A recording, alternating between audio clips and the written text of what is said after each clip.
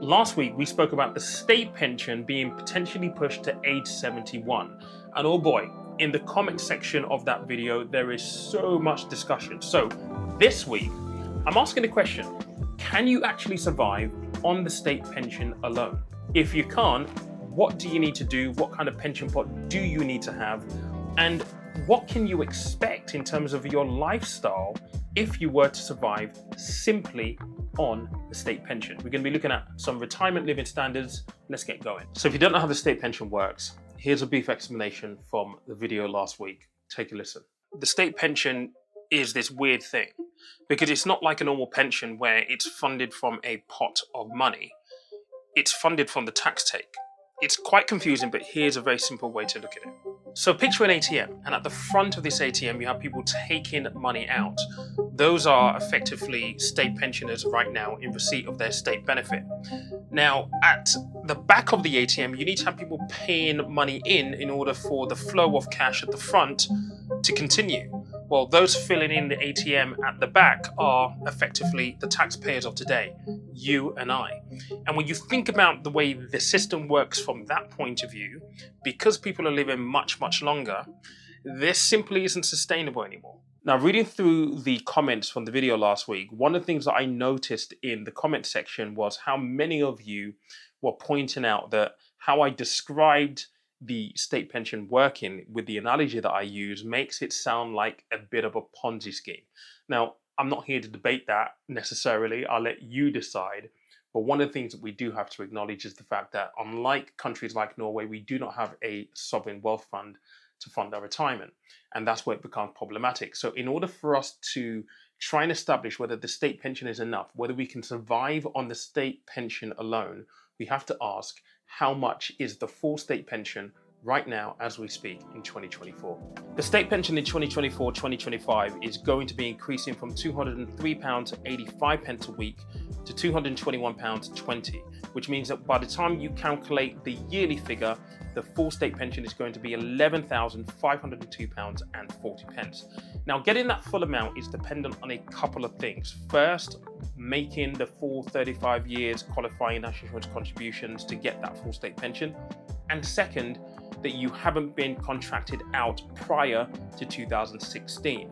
Now, if you have been contracted out prior to 2016, and this won't be a going concern for many of you who watch this video, but if you were, all it basically means is that you would have made less national insurance contributions than another person who wasn't contracted out, which impacts your full state pension. And it also means that that money might have been paid into a workplace or a private pension on your behalf. So it's worthwhile checking. So how do you check? Well, the first thing to do is if you have your old pay slips, and any of your old pay slips have the letters D, E, L, N, or O, then it means that you've been contracted out. And if you don't have an old payslip you can go and access, then it's worthwhile just ringing your old employer. They will still have you on record and just asking the question directly. Now, £11,502.40 is a good sum of money. And if you're in a couple, it's a pretty good sum of money to have as a joint household. It's over, £23,000 roughly per year. However, is that going to be enough if you are a single person or you're a couple? So check these numbers out. These are from the Pension and Lifetime Savings Association. And this is what they think you need as income to retire based on 3 different types of lifestyle. So what you're seeing here is you're seeing for both a single person and a couple, their approximation. So for a single person, you need £43,000 a year in income to live a comfortable lifestyle, £31,000 a year in income to live a moderate lifestyle, and £14,000 a year for a bare minimum lifestyle. As a couple, you need £59,000 for a comfortable, £43,000 for a moderate lifestyle, and £22,000 for a bare minimum lifestyle. Now, we are talking about whether or not the state pension is going to be sufficient enough for you to survive on. And I think as a couple, if the state pension currently is £11,502.40, yes, the state pension is going to help you at least enjoy, I don't know whether enjoy is the right word, but live on a minimum lifestyle. What I want to do though is delve a little bit deeper into what they approximate as minimum, moderate, and comfortable. And I'm going to start this looking at it from the perspective of a single person. So for a single person, the minimum that you need, well, the amount that you need for the minimum lifestyle is actually £14,400 a year.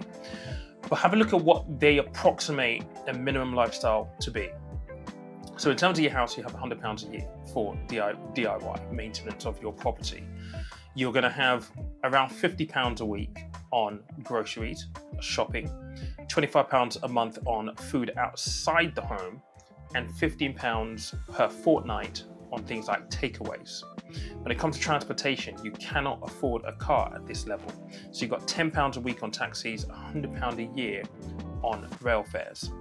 On holidays, you can afford a week-long UK holiday with basic TV and broadband plus a streaming service. And on clothing, your budget for the year will be £630 for footwear, clothing, that kind of stuff.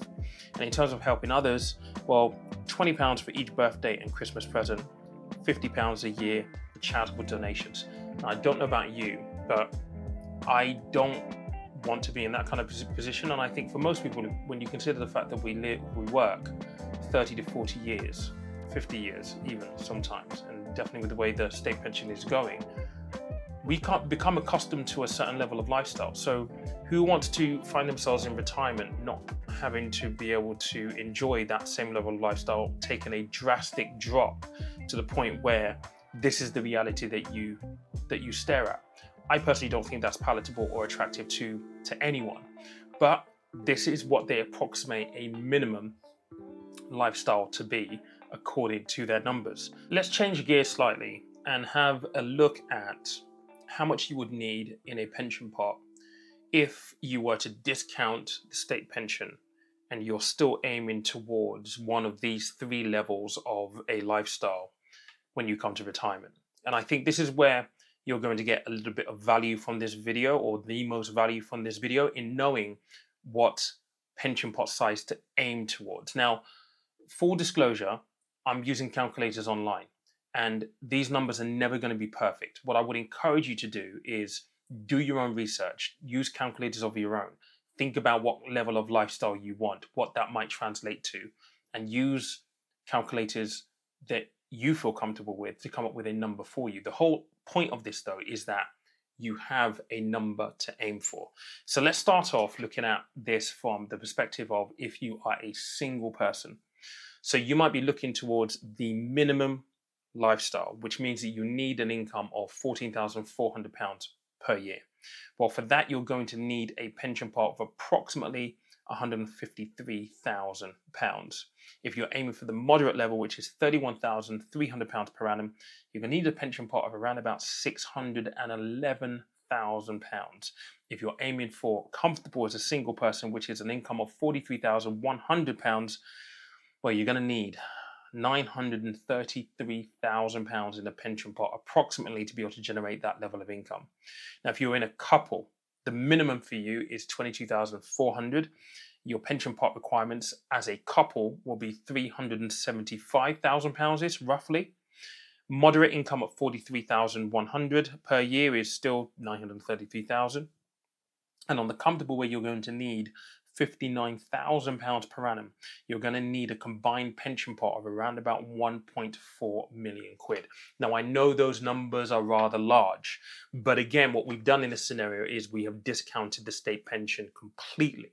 And look, let's be honest, for a lot of people, the hope is the state pension is still going to be there.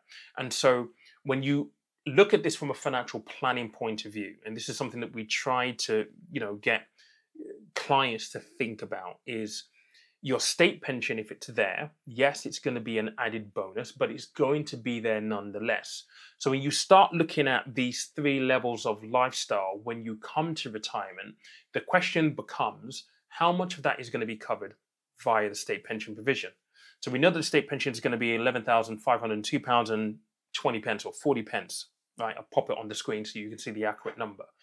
So the aim is, if you are a couple and as a unit, your combined state pension is around about £23,000. Well, if you're aiming for the moderate lifestyle where you need £43,000, well, £43,100 in income, your state pension covers you almost 50%.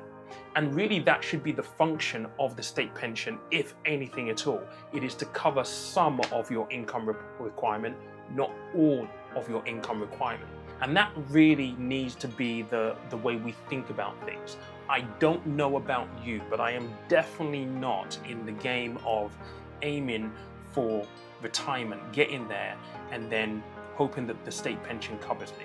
I'm doing everything that I can. I watched my dad in his late 60s panic about not having a pension. It's the one time, if you read my book, I've mentioned this, it's the one time that I remember my dad really being stressed and panicking about something. And I didn't even know what a pension was at that point. It wasn't until I started working in Canary Wharf in 2012 that I was like, oh, this is what my dad was worried about. And so I'm trying to do everything that I can to ensure that I'm at least going to be in a position where I can enjoy, at the very, very least, a moderate lifestyle in retirement. And the number will move, undoubtedly, because of inflation and so many other factors. But preparation is the key. And it's the old adage, failing to prepare is preparing to fail. Same thing around here. And I know that there are lots of challenges for many people now. You're trying to achieve the goal of getting on the poverty ladder, and you're also trying to think ahead into retirement. And so you need to be proactive, but think about it nonetheless. Workplace pension schemes are there for a reason. It is no coincidence that the government introduced auto-enrollment. It's no coincidence. I was working for a pension provider when auto-enrollment came in, and the then pensions minister, Ros Altman, we did some events with her. We were in kind of consult with her, and I remember a colleague asking, what do you think this is going to do for the state pension? And her answer was very, very telling indeed. I think ultimately, with the announcement that we covered last week in the video, that there's a recommendation to push the state pension age to 71, I think we're going to be looking at the beginning of phasing out. And I hope that it is going to be there, because I don't not want it to be there for me, but this is potentially the route that we're going down. So we need to be prepared. But I'm going to hand this over to you. What do you think? What kind of retirement do you think that you're going to be heading towards? Are you already retired? Are you living on the state pension? Is it enough for you? Have you made it work? How have you made it work? I think the triple lock is a beautiful mechanism, but whether that is going to be sustainable moving forward is going to be a huge debate as well. I was very surprised that they actually kept the triple lock at the last revision, given everything that we've gone through. But I'd love to hear from you in the comments down below. And if you have enjoyed this video, maybe go watch this one next, because it's full of gems for you.